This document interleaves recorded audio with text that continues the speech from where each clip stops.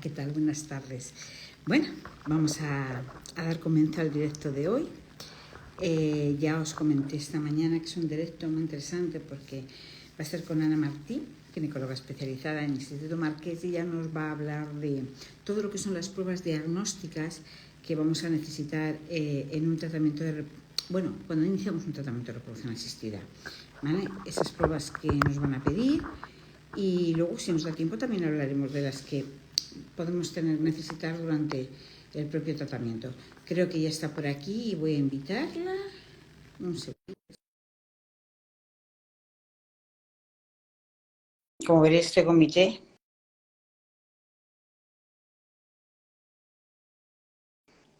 yo invité de por la tarde. ¿Qué tal estamos? ¿Cómo estamos? Sí, bueno, yo aquí Bien, estoy aquí. con aire acondicionado. Hoy con menos calor que otros días. Fenomenal. Fenomenal, ¿no? Fenomenal. Sí, no nos conocíamos. Ana, creo que es la primera vez que hago contigo un directo, ¿verdad? Creo que sí. ¿Verdad? Sí. Estaba yo dudando, digo, oye, a lo mejor, porque ya con esta memoria que tengo, digo, a lo mejor se me ha pasado, ¿no? Pues si quieres podemos hacer una cosa, empezamos con que te presentes y demás para que Muy todas bien. te conozcamos, Pues mira, y luego me llamo ya Ana Martí, empezamos a hablar soy del tema ginecóloga de hoy. especialista en reproducción asistida y trabajo ya desde hace muchos años en Instituto Marqués, Barcelona. Entonces, bueno, lo que me habíais comentado, queríais hablar pues un poco de las pruebas diagnósticas que pedimos pues antes de hacer un tratamiento, ¿no? Entonces, yo quería diferenciar un poco el tipo de tratamientos que podemos hacer, ¿no? Los dividimos iré de como menos, del más sencillo al más complicado, más, bueno. Entonces, podemos hacer inseminaciones, inseminaciones con semen de donante. La inseminación intrauterina consiste en dejar el semen previamente, se hace una preparación, ¿no? Se dejan espermatozoides móviles dentro del útero. Para poder hacer las inseminaciones, pues tenemos que estimular, hacer una estimulación ovárica controlada para que se desarrolle el folículo, que no deja de ser el quiste en el que dentro está el óvulo, ¿no? Sí. Entonces, para poder hacer una inseminación, primero tenemos que hacer una ecografía para ver cómo está el útero y hacer un recuento de folículos antrales y valorar cuál es la reserva ovárica de la paciente. La reserva se hace con una ecografía en primera fase de ciclo, en la que haces un recuento de folículos antrales, y también una analítica con una analítica hormonal. Determinamos la hormona antimoleriana, ¿de acuerdo? Sí. Para hacer inseminaciones también tenemos que corroborar que las trompas de falopio sean permeables, porque las trompas serán los que, bueno, es lo que pone en contacto el útero con los ovarios, ¿no? Entonces tenemos que confirmar que hay una permeabilidad tumárica, si no, no podríamos hacer inseminaciones, ¿de acuerdo? Entonces, este sería uno de los tratamientos como más sencillos. Luego, podemos hacer fecundaciones in vitro también, entonces ya es un tratamiento un poco más complicado en el sentido de que la paciente se tiene que someter a una pequeña intervención quirúrgica, ¿de acuerdo? Lo que consiste en hacer una estimulación también de la paciente, en la que sí que queremos que se desarrollen más folículos para obtener más óvulos, ¿no?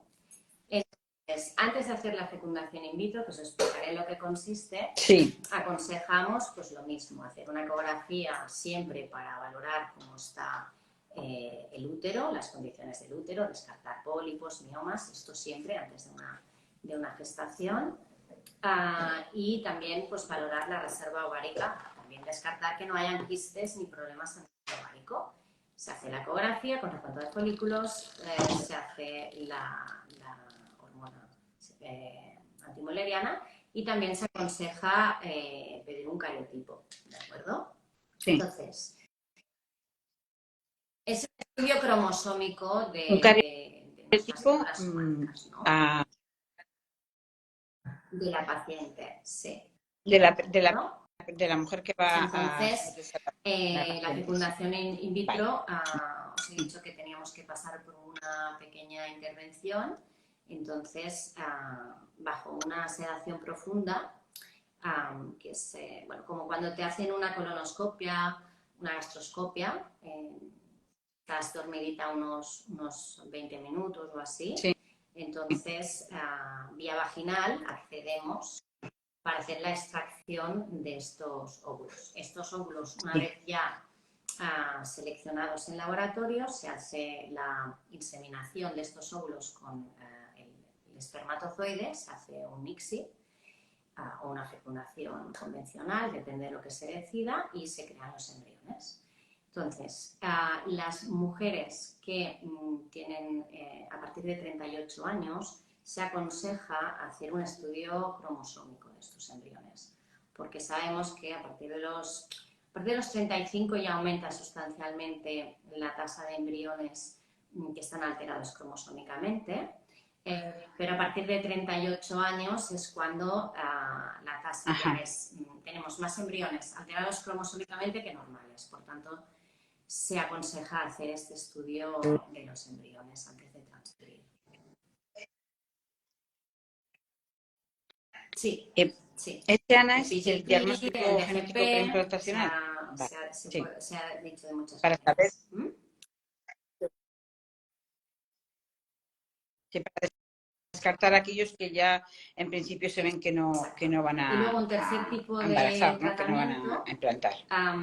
Es la ovodonación, ¿no? Aquellas pacientes pues, que tienen, bueno, puede ser que hayamos hecho tratamientos y pues, haya fallos de o sea, que sean bajas respondedoras, tengan un fallo ovárico precoz, o mujeres que ya tienen una edad pues, más mayores, a partir de 5, 46, 47, las tasas de aneuploidía, de embriones alterados cromosómicamente ya son muy elevadas y el llegar a conseguir un embrión cromosómicamente normal puede llegar a ser muy difícil y entonces en estos casos ya pasaríamos a la adopción a la ovodonación. Y luego hay un cuarto tratamiento que sería la adopción de embriones, que ya son embriones pues que están congelados, procedentes de parejas que han realizado tratamientos y los han donado pues para otras parejas o para mujeres solas. Entonces, me he centrado mucho en el tema, en el estudio de la mujer. Hay otras, siempre se tiene que valorar cuáles son los antecedentes y a partir de aquí pues hay otras pruebas que una mujer puede ser susceptible de que le pidamos pues una histeroscopia diagnóstica, que es una prueba que consiste en meter una cámara vía vaginal dentro del útero, pues para descartar, por ejemplo, que pues, hayan adherencias intrauterinas secundarias a un aborto, ¿no? Que hayan restos secundarios a un aborto o que haya un pólipo, ¿vale? Todo esto son ya pruebas un poco más específicas y que están más dirigidas a casos concretos, ¿no? Pruebas, tenemos, no sé, estudios de receptividad endometrial, analíticas más específicas en casos de mujeres que son abortadoras de repetición. O sea, pero lo básico, sobre todo, es lo que os comento: ecografía con recuento de folículos antrales y hormona antimoleriana. De aquí, en función de lo que queramos hacer, pues pedimos más o menos cosas. Sí, Ana, teníamos una pregunta que nos ha llegado por aquí, por los comentarios.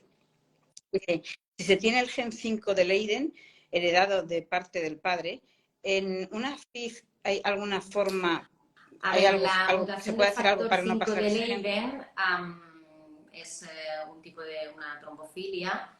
Entonces, o sea, se puede hacer un diagnóstico genético preimplantacional, o sea, con el diagnóstico genético se puede seleccionar, pero el factor 5 de Leiden no es una de las enfermedades que se nos permita seleccionar al embrión. O sea, la técnica te lo permite hacer, pero no, en este caso no es una enfermedad lo suficiente. O sea, para poder hacer una selección de un embrión que es portador de una determinada mutación que ha heredado del padre o de la madre, de una determinada enfermedad, tenemos que seguir unos criterios Sí.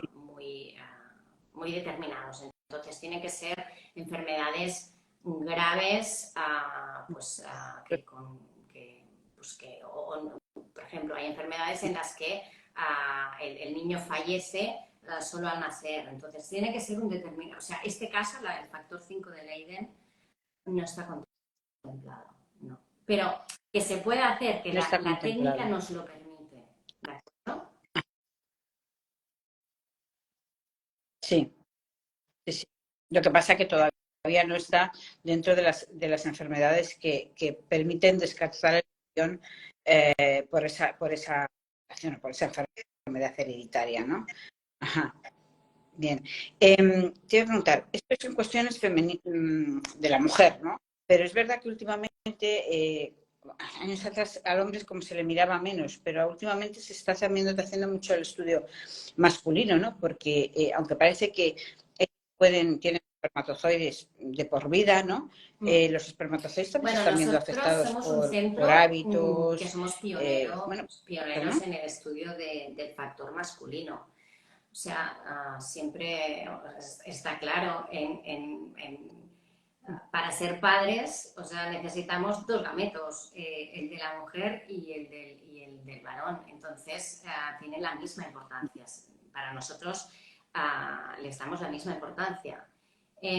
Sí que es cierto que se ha visto que hay una serie de de factores ambientales, ¿no? La polución y también determinadas, ¿cómo te diría?, fármacos que la mujer a nivel ambiental con la alimentación puede ingerir y estas sustancias pueden quedarse en la grasa materna. Esto se puede transferir a los embriones cuando la madre está embarazada y esto puede afectar a la calidad seminal. Esto hay muchos estudios que también en Institut Marqués se han hecho, ¿no? Entonces, es básico en un varón mirar con un seminograma, que es la prueba que nos sirve para estudiar la calidad seminal. Entonces, con el seminograma valoramos pues, varios parámetros y si estos parámetros están alterados, entonces procedemos a realizar más pruebas, ¿no? Una de ellas, por ejemplo, es la fragmentación del semen. La fragmentación del ADN. El ADN es el código genético que nosotros transmitimos a nuestros hijos. Entonces, por ejemplo, el semen vemos que está más fragmentado en varones de más de 45 años. También nuestros hábitos, el tabaco, pues puede afectar también a la calidad seminal, ¿no? Entonces, todos los hábitos... El estrés, a lo mejor, el alcohol. Una vida saludable, Pues, pues está viendo que también ayuda a tener mejor calidad. ayuda. Sí. Bien, nos seguía preguntando Esther, Ana, que dice, a ver, dice que está en su cuarta transferencia por ovonación y no han plantado ninguna. Me han hecho que no he implantado ninguna. me han hecho pruebas de trombofilias genéticas y el trabajo es la cuarta. Iba con adiro, heparina y urbasón. Pero tengo los mismos síntomas que en otras y creo que no ha embarazado, que no ha implantado, ¿no? ¿Qué puede estar fallando? Bueno, la endometriosis, si hay Tengo una afectación a endometriosis. nivel uterina que se llama adenomiosis, esto también puede disminuir la tasa de implantación y entonces, pues en estos casos podemos aconsejar pues dar una medicación con análogos que se llama. Em, claro, o sea, sí, me faltan muchos datos, ¿no? Pero entiendo que si es la cuarta transferencia, le habrán hecho todo el estudio completo de implantación, le habrán hecho una estereoscopia con biopsia y cultivos, habrán descartado que no haya una endometritis. También Claro. la cavidad y las estimulaciones. Tenemos que valorar si el grosor endometrial y la morfología del endometrio, que es la capa interna del útero donde implanta el embrión, pues es óptima. También el estudio de tromofilias y autoinmunes es importante. En este caso, me gustaría, claro, no sé si le ha valorado un hematólogo. En estos casos estaría indicado. Pero claro, aquí nos falta la otra parte. Estamos hablando de ovodonación, pero no Pero indicado, sabemos ¿no? cómo es. Claro, igual hay un problema de un factor El tema del... masculino que está oculto. No todos, o sea, hay un tanto por ciento de pacientes que tienen Claro. seminogramas normales y luego cuando hacemos un estudio más detallado que se llama el FISH del DNA en espermatozoides, nos damos cuenta que hay un problema en la generación de estos espermatozoides a nivel testicular. Entonces, yo, si no lo ha valorado ni un hematólogo ni lo ha valorado, por Sí. ejemplo, habiendo hecho todas estas pruebas que os comento, y no lo ha valorado un andrólogo, pues lo suyo sería que igual indagaran en el factor masculino también.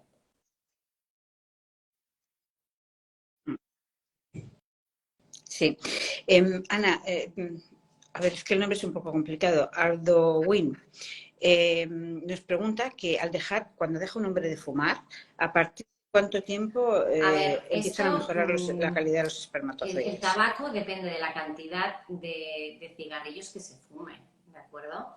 Entonces, esto puede afectar más en la fragmentación. Entonces, la producción seminal tiene un ciclo de 3 meses, con lo cual, si es un gran fumador, pues cuando lo deje a partir de los 3 meses, que ya tendremos la nueva producción de espermatozoides, estos espermatozoides ya no estarán bajo el efecto del tabaco. Entonces, me atrevería a decir 3 meses. Claro. Sí. Bueno, realmente cuando uno es fumador dicen que todo afecta, o sea, empieza a mejorar la cosa a cabo del año, año y medio de haber dejado de fumar, ¿no? Yo cuando me quedé embarazada era fumadora, pero no era una fumadora, era fumadora social, ¿no? Yo fumaba poco, pero aún así me aconsejaron que por lo menos un año antes dejase de fumar. Ya tenía 38 años, ¿no? Un año antes dejase de fumar No, para, está claro que cuanto bueno, más tiempo intentar lleves mejorar un poco sin la situación. tóxicos en tu cuerpo, mejor. Pero en el caso del semen es lo que te comentaba, ¿no? Como se producen cada 3 meses, pues este recambio, o sea, al menos yo pediría estos 3 meses. Sí, sí, sí. Bueno, es como cuando entran a trabajar en ciertos puestos de trabajo, que también son 3 meses los que cualquier tipo de tóxico que tenga en el esperma que se detecta, son 3 meses también, o en la orina.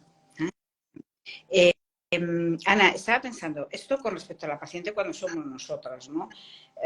O cuando son ellos. Pero si son donantes, también preguntan qué tipo de pruebas se les hace, Bueno, si se los les somete donantes se también al les mismo tipo realizan de muchas pruebas, tienen pruebas. algo adicionales. O sea, se les hace, para empezar, o sea, un test psicológico, ¿de acuerdo? Se les hace una analítica en la que se mira pues, que no haya anemia, que no hayan problemas pues a nivel hepático. Es una analítica general con serologías, VIH, hepatitis B, hepatitis C, sífilis. Se les hace un cariotipo, se les hace una citología, unos cultivos vaginales para descartar enfermedades de transmisión sexual.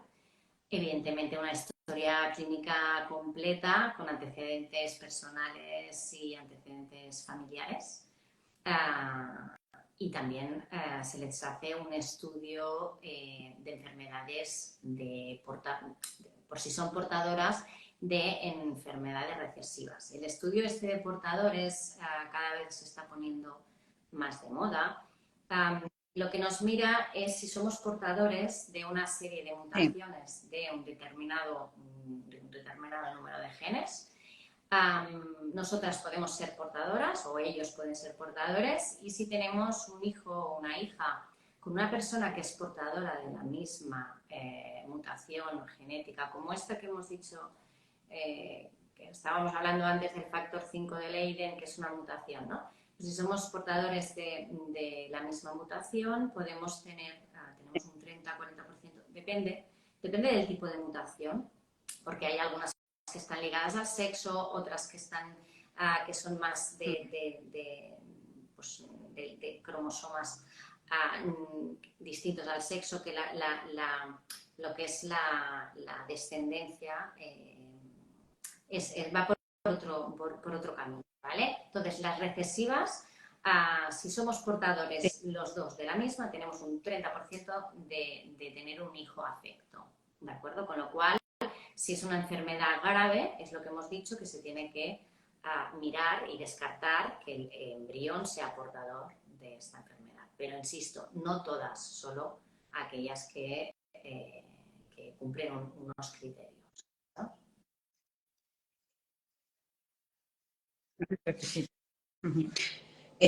Estaba pensando, Ana, que estas son las primeras pruebas que, de alguna manera, cuando entramos por la puerta de la clínica se nos pide, ¿no?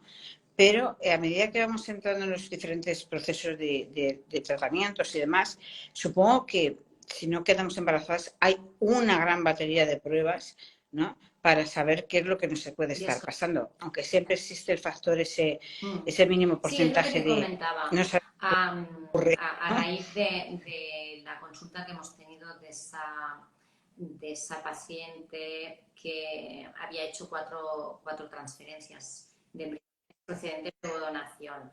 Entonces, esta chica nos comentaba que le habían hecho un estudio de trombofilias. Entonces, ¿en qué consiste? Es una analítica de sangre en la que se miran una serie de factores asociados a una mayor tendencia a generar lo que se llaman coágulos que pueden impactar en el útero y provocar abortos, ¿vale? Entonces, esto es una analítica que, claro, lo que no podemos hacer es en todas las pacientes pedir todas las pruebas, porque pruebas hay muchas y hay algunas pruebas que, bueno, pueden ser más sencillas, como sacar sangre, pero hay otras, pues, que someter a una pequeña intervención, como complicadas. es la histeroscopia diagnóstica. Entonces, tenemos que hacer una buena anamnesis y valorar bien los antecedentes y a partir de aquí decidir qué pruebas pedimos y qué pruebas no. Entonces, sí, pero precisamente por eso, porque últimamente en las redes es como que, bueno, sobre todo en los foros, ¿no? Yo he hecho esta prueba, esta otra, hay como una batería de pruebas. Ahí parece que sí. Me da la sensación que muchas mujeres tienen que, a mí es que no me han hecho prueba, entonces como algo está fallando porque a mí no me han hecho esa prueba, ¿no? Mucha ansiedad, como, ¿no? Porque los tratamientos... Pero insisto, no todas las pruebas están indicadas para todas las pacientes. Podemos hacer pruebas o sea, lo que te comento, la histeroscopia, que es una prueba en la que miramos la cavidad por dentro. Descartamos que haya alguna malformación, adherencias uterinas. Sobre todo, esto se produce en pacientes que han tenido con antecedentes de abortos. También está la ecografía 3D. también podemos pedir resonancias abdominopélvicas en casos pues, que queremos valorar, pues, yo qué sé, quistes ováricos, miomas de gran tamaño, que queremos ver pues, la disposición. Pues, todo esto está a nuestro... O sea, podemos utilizar todas estas pruebas, pero insisto, no podemos pedir todas las pruebas siempre a todo el mundo en una primera visita, porque entonces esto ya... A todo el mundo, porque, O sea, no es medicina, claro, ¿no? O sea, tú tienes que pedir las pruebas acorde a lo que necesita esa... claro. A tu sintomatología, que digo yo, o sea, es decir, si tú vas al médico y dices que tienes Exacto. problemas Bueno, respiratorios y demás, no te mandan pruebas digestivas, ni te mandan, a lo mejor tarde, si todo te dicen, pues mira, vamos a ver si es el reflujo, y entonces vas a hacerte una prueba de digestiva, pero es como un proceso según ven tus síntomas, ¿no? No desde el primer momento que llegas y dicen, te voy a hacer esto, toda una batería inmensa, porque creo que estamos yendo un poco a los tratamientos exacto, el tratamiento, personalizados, ¿no? lo Cada que te una de digo, nosotras sí, el es un tratamiento mundo. personalizado en función de, claro, no es lo mismo una pareja o una mujer que ha hecho pues 3 inseminaciones y una in vitro que una pareja que no ha hecho ningún tratamiento, una chica que viene pues con 30 años que quiere ser madre. Entonces, esta chica no es estéril, esta chica tenemos que hacer el estudio básico. A Ya, partir de aquí, si vamos viendo que, ostras, pues yo qué sí, sé, sí. tiene antecedentes de que pues la madre ha tenido una trombosis, el abuelo, entonces, claro, tienes que pensar, vale, esta chica no es estéril, pero igual le tendría que hacer un estudio de trombofilias, la voy a mandar al hematólogo para descartar que no haya un problema hematológico que luego nos complique y tenga abortos. O sea, evidentemente que la anamnesis y el valorar cada caso, cuando preguntamos antecedentes familiares, antecedentes personales, es para eso, para detectar a aquellas pacientes que son susceptibles de un estudio pues mayor.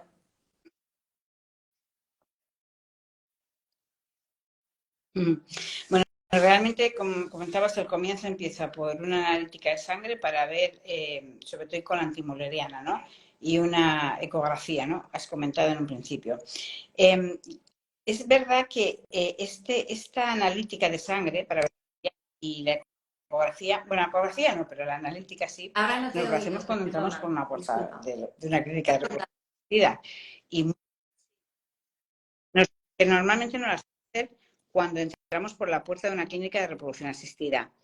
Pero ¿no sería conveniente que unos años antes ya Mira, se pues la es una pidiésemos pregunta al muy ginecólogo para interesante. saber nuestra situación? De hecho, yo pienso que cada vez más los ginecólogos pues, que están en los CAPs o tu ginecólogo de cabecera, ¿no? que llamamos, están más Sí, concienciados al respecto. sí. Entonces, cuando te hacen una revisión, o sea, yo lo que sí que aconsejo es que pues, estas chicas de 20 y pico, 30 años que no tienen intención de ser madre, pues porque no tienen pareja o porque no se lo han planteado o porque quieren hacer un máster o por lo que sea, Sí. que hagan un chequeo de fertilidad, que es muy fácil, es hacer una ecografía durante los primeros días de regla, la primera semana de ciclo, se hace una ecografía con recuento de folículos antrales y pedir una analítica con una antimoleriana. Con esto ya podemos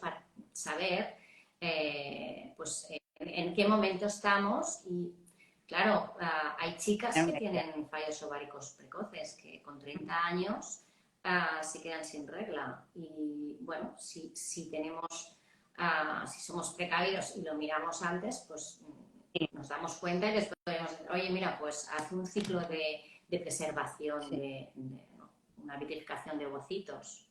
Entonces, cada vez estamos más concienciados, yo creo, ¿eh? sí, cada vez estamos más. Se está haciendo una gran labor de concienciar, ¿no? Pero además también hay chicas jóvenes con endometriosis, con ovarios poliquísticos, situaciones que hace unos años no le dábamos ninguna importancia, por así decirlo, en el sentido de la fertilidad, se lo dábamos por otro lado, ¿no? Y yo creo que si tienes ovarios poliquísticos, si tienes endometriosis, no está mal ir viendo y si es necesario vitrificar, bueno, una preservación, sobre todo en esas circunstancias, ¿no? Yo hace muchos años que te doliese la regla no le dabas importancia, era normal, era habitual. Eso es normal, la regla duele. Claro que no, pero puede que sí. En mi caso me dolió muchísimo, no tuve ningún problema, pero podría ser que sí. A mi hija le duele muchísimo y yo cada 2 años le hago un chequeo. Le digo, tienes que ir al ginecólogo, porque que a mí no fuese, no quiere decir que a ti no vaya a ser, ¿no? Entonces, es importante bueno, ir al ginecólogo creo que es importante. Y hacer un chequeo, si puede ser anual, independientemente de si quieres o no ser madre o si ya has cumplido tu deseo genésico. O sea, es básico hacer una ecografía y la citología. Evidentemente, antes de hacer un tratamiento y de dejar embarazada a una paciente, siempre se les aconseja, evidentemente, hacer una citología, porque estaremos 9 meses sin hacer estas pruebas y bueno, siempre es conveniente tener una citología y estar tranquilos de que todo está bien. Y a partir de los 40 años, pues también mamografía. Y si hay antecedentes de cáncer en la familia, pues antes hacemos mamografía. O sea, antes de dejar embarazada a una mujer, tenemos que estar seguros de que está todo bien. Igual pedimos una analítica general para ver que no haya anemia. O sea, yo me he centrado más en las pruebas relacionadas con un estudio de esterilidad, pero está claro que haya un embarazo espontáneo o un embarazo que tengas que ser secundario a una técnica de reproducción asistida, primero es mirar que la mujer esté sana para poderse quedar embarazada. Tiroides, vitamina D. El tema de las tiroides, el tema de la vitamina D, ¿no? Entonces, sí, son muy importantes. Bueno, es que además es como nos dicen, hay que ir al ginecólogo a partir de los 35. Yo nunca he entendido eso. Digo, ¿por qué a partir de los 65? Es que antes no puede ocurrir nada. O sea, yo creo que no pasa nada por una cita anual en el ginecólogo, ¿no? Que además en la seguridad social el mismo ginecólogo te la da para el año siguiente. O sea, es que ni siquiera tienes que pedir. Yo voy ahora en julio, y que no, yo voy todos los años, me hacen todo tipo de pruebas, absolutamente todas, y ya tengo la cita para julio del año que viene para volverla a hacer. Entonces, y tampoco es tan incómodo, ¿no? Son 2 o 3 tipos de pruebas en un momento dado que te pueden ayudar mucho a tomar decisiones, sobre todo a tomar decisiones, y que no te pille sorpresa. Entonces, pues Ana, ha sido, bueno, no sé si se me queda algo en el tintero, pero yo creo que lo hemos tocado. Podríamos estar hablando horas y horas de pruebas, de todo, de inmunología, de 50.000 historias, ¿no? Pero más o menos lo que son las pruebas que se realizan diagnósticas, yo creo que hemos hablado de todas ellas más o menos y hemos concretado los diferentes tipos de tratamientos y por dónde hay que comenzar, que se comienza por unas pruebas básicas y luego se van ampliando en función de tu situación, de cada caso, ¿no? Que llego a la clínica y digo, todas este tipo de pruebas que a lo mejor yo siempre les digo, tú dame todo con lo mi que te han situación, hecho ¿no? y vamos a mirar todo y a partir de aquí decidimos qué es lo que, si falta algo y qué es por dónde podemos. Sí. ¿Por dónde podemos empezar? Encantada. Muy bien, pues Ana, ha sido un placer. Espero que no sea el último directo contigo y que a la vuelta podamos hacer algo nosotros más. Un abrazo.